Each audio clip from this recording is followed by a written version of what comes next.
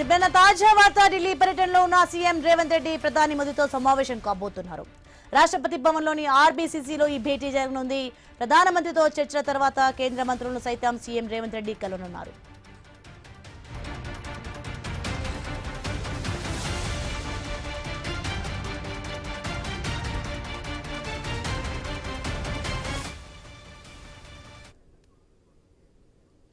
Breaking news చూస్తున్నాం. మనం ఢిల్లీ పర్యటనలో ఉన్న సీఎం రేవంత్ రెడ్డి ప్రధాని మోదీతో సమావేశం కాబోతున్నారు. ఇక రాష్ట్రపతి భవన్లోని ఆర్బీసీసీలో ఈ భేటీ జరగనుంది. ప్రధానమంత్రితో చర్చల తర్వాత కేంద్ర మంత్రులను సైతం సీఎం రేవంత్ రెడ్డి కలవనున్నట్లుగా తెలుస్తుంది. రైట్, ఇదే అంశానికి సంబంధించి మరింత సమాచారం మా ప్రతినిధి స్వామి అందిస్తారు. స్వామి, ఢిల్లీ పర్యటనలో ఉన్న సీఎం రేవంత్ రెడ్డి కాసేపులో ప్రధాని మోదీతో భేటీ కానున్నట్లుగా తెలుస్తుంది. దీనికి సంబంధించిన పూర్తి అప్డేట్స్ ఏంటి?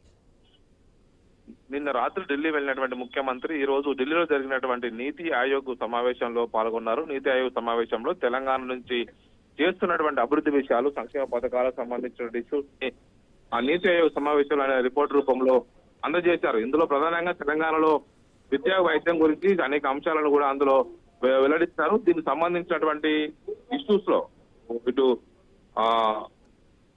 ప్రధానంగా తెలంగాణ ప్రభుత్వం తీసుకున్నటువంటి ఏటీసీల అభివృద్ధి కావచ్చు, ఇటు విద్యాపరంగా వైపు యంగ్ ఇండియా స్కూల్ కావచ్చు, అనేక విషయాలు కూడా ప్రస్తావించారు.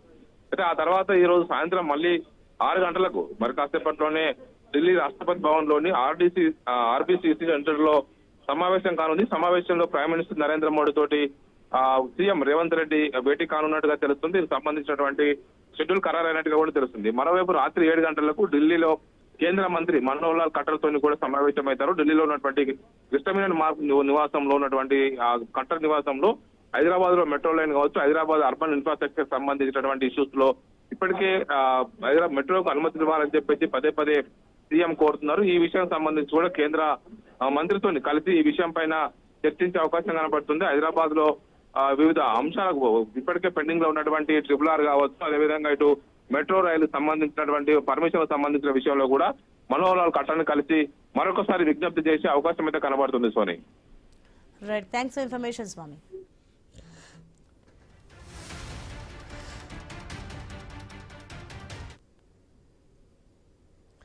కాంగ్రెస్ పాలనలో మహిళలకు రక్షణ కరువైందని మాజీ మంత్రి హరీష్